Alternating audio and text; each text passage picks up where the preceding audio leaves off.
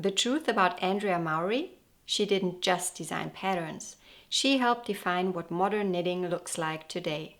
In a world of neutrals, she gave us color. In a world of traditional silhouettes, she gave us drape, texture, and play. This is how one designer with no formal fashion training turned fades into a movement that changed the knitting world. In this video, we are going to have a closer look at who the designer behind the patterns really is, her life before becoming a knitwear designer, and what inspires her work. We'll explore how she revolutionized the knitting world with her fade patterns, dive into her annual Rhinebeck sweater tradition, highlight some of her most iconic designs, and examine how she built such a loyal following. Plus, we'll reflect on her broader impact on the knitting community and what might be next for this beloved designer. So, starting off with the person behind the brand. Andrea Mowry lives in Michigan, in a small town surrounded by nature, family, and yarn. But before she became a knitting icon, she had worked as a hairdresser, a creative, hands-on profession that taught her about color, structure, and how to make people feel like their best selves. She previously had also worked as a baker, and she stated in an interview with Conscious Clothing, "I think my baking days totally primed me for knitwear design, from the spatial awareness needed for decorating cakes and sweaters to writing recipes, which is strikingly similar to writing patterns. In both recipes and knitting patterns, you can use abbreviations, and the goal for both is to take simple ingredients and combine them into something greater than its parts, hopefully easily, without confusion, and with great success for the maker." If you would like to dive deeper into this interview, I am going to link it in the description box below for you, along with everything else that I'm going to mention in this video. Andrea Mowry has spoken openly about motherhood being a turning point for her. She was home with her children, craving both creativity and calm. Knitting gave her both. It was tactile, rhythmic, and soothing, and it let her design on her own terms. Like many of us, she started out by knitting other designers' patterns, but she soon found herself modifying everything from the neckline to the construction and experimenting with color until she eventually started releasing her own designs. Her earlier patterns were approachable and beautifully thought out, never using very advanced techniques, so that a broad range of knitters could knit them and feel rewarded. By 2014, Andrea Mowry was regularly publishing knitting patterns on Ravelry, but it wasn't until a couple of years later that she would create something that would truly shake the knitting world. In December of 2016, Andrea Mowry released a shawl pattern called Find Your Fade. At first glance, it was another crescent-shaped shawl, big, cozy, and textured, but there was something different. It was a love letter to indie dyers, a dream for yarn collectors, and a challenge for everyone who had ever felt unsure about mixing colors. Suddenly, fading became a verb. Entire Reddit threads, Instagram reels, and podcast episodes were devoted to choosing the perfect fade. Andrea followed it up with So Faded, Comfort Fade Cardi, Free Your Fade, and What the Fade. These weren't just patterns, they were events. People knitted them up in huge global knit-alongs. Entire wardrobes were built around Andrea Mowry's fades. It wasn't just color, it was confidence. Andrea Mowry helped knitters feel bold, expressive, and confident, even if they were new. Every year, knitters from all around the US and even beyond gather in New York for the Rhinebeck Sheep and Wool Festival. It is a massive celebration of fiber, farming, and creativity. And for many knitters, there's one big question leading up. What are you wearing to Rhinebeck? And Andrea Mowry has made this question even more exciting.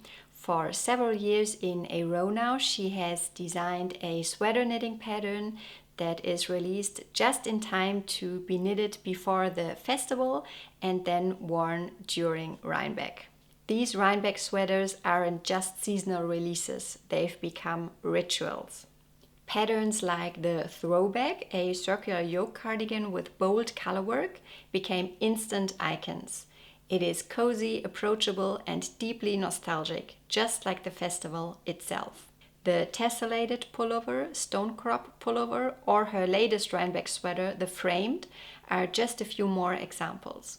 Each one is unique, but they all capture that special first sweater of fall feeling.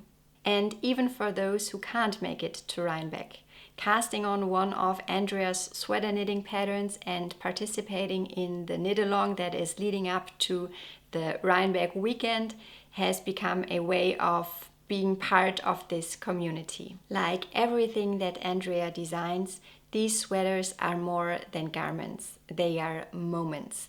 They are a reminder that knitting is a tradition for sure, but it is also a way of expressing yourself, being joyful, and coming together as a community. But there is more to Andrea's work than fading. One of her most enduring patterns is the Weekender, a boxy drop shoulder sweater that's knit inside out to showcase the reverse stockinette. It is beginner-friendly, stylish, and incredibly wearable. Over 15,000 projects have been logged on Ravelry, making it one of the most popular sweaters of all time. Then there's the Shift, a cowl that uses mosaic knitting to create a color-drenched woven effect. Simple slipped stitches, bold color changes, and no purling. That's a dream for every adventurous beginner. Her Shifty sweater builds on the same idea, mosaic colorwork that looks complex but feels totally doable. Again, she makes techniques that sound intimidating, feel accessible, joyful, and personal. What connects all of Andrea's patterns is a deep respect for the knitter's experience. She designs patterns that look good on many different body types. She offers video tutorials and her instructions are very clear. There's often a blend of rustic and modern, a little texture, a little play, and a lot of heart. Andrea didn't set out to build a brand, but she did. And the brand that she built is one of the most distinctive in the knitting world. Her patterns all carry the Drea Renee Knits label, and her personal style, cozy, layered, soft, is part of her brand identity. She doesn't chase trends. She knits for the life she wants to live. Andrea also has her own YouTube channel with almost 100,000 subscribers, where she answers knitting-related questions, shares her work in progress, life updates, and reflections on creativity. It is calm, honest, and full of little moments that make you feel like you're spending time with a friend, not just a designer. This connection matters. In a world that is driven by the algorithm, Andrea's approach feels personal and intentional. Of course, Andrea's popularity and dominance in the knitting world hasn't gone without critique. Some knitters find the price for multiple hand-dyed skeins of yarns, especially for her fade projects, simply inaccessible. For example, a lot of her samples are knitted with the popular yarn dyed in the wool from Spin Cycle yarns, and while they do look very beautiful, they are quite pricey indeed. A 50-gram skein retails for $34 And if you were to knit, let's say, her Shifty sweater, you would need a total of 7 skeins for the smallest and 15 skeins for the largest size. That is a lot of money for one sweater. But of course, you do not have to use the same yarn that Andrea Mowry used for her sample. You can swap it out for a yarn with a similar yarn weight and you are good to go. And with regards to the Spin Cycle dyed in the wool, the special feature of this yarn is that it looks like a hand-spun yarn. So if you are also a spinner or are interested in spinning, why not create some of your own handspun yarn and then use that to knit one of Andrea Mowry's beautiful pieces? So why not take this opportunity and teach yourself how to spin? Personally, I learned how to spin with a drop spindle first, which is a very accessible way of diving into the world of spinning, because you do not have to own a lot of tools. You simply need the drop spindle, which is rather affordable, and then you can start spinning your own fiber. I later on also invested in a spinning wheel, which of course makes spinning a lot easier and also a lot faster, but a drop spindle is totally fine to help you get started with this wonderful craft. And this brings us to the sponsor of today's video, Skillshare.